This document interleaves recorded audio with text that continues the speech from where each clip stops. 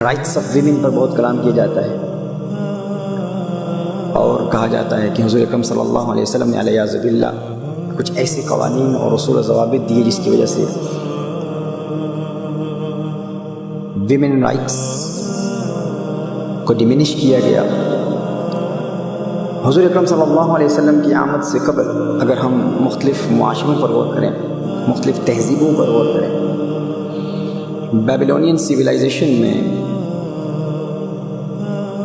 اگر کوئی شخص کسی کو قتل کرتا تو بدلہ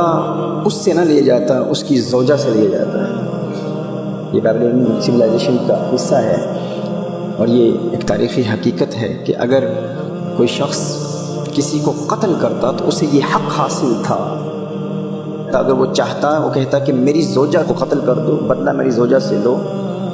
تو اسے یہ کہنے کا حق حاصل تھا اور بدلہ لیا جاتا۔ اسی طرح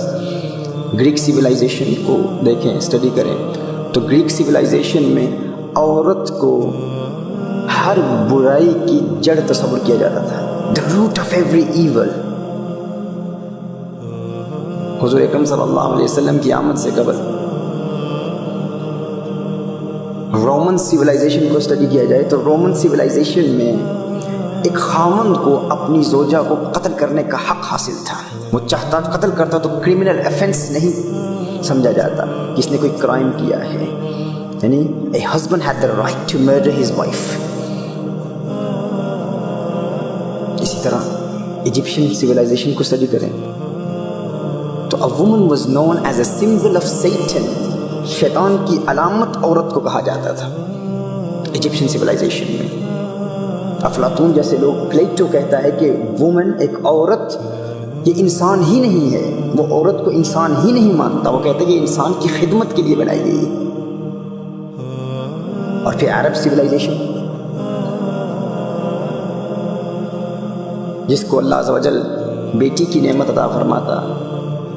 وہ اپنی بیٹی کو زندہ درگور کر دیا کرتے تھے۔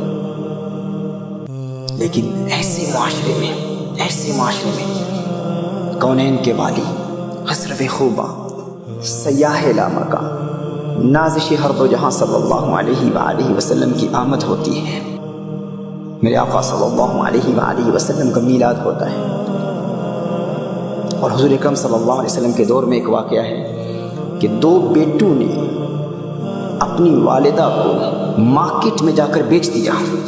یہ حضور اکرم صلی اللہ علیہ وسلم کے دور کا واقعہ ہے، لیکن اس وقت آپ صلی اللہ علیہ وسلم نے ایسی تہذیب سے آری قوم میں ایسا انقلاب برپا کیا، ایسی ریولوشن پیدا کر دی کہ وہی لوگ جو منڈیوں میں اپنی ماں کو بیچ دیا کرتے تھے، ان کے دلوں میں یہ یقین پیدا ہو گیا کہ میری ماں کے قدموں میں جنت ہے۔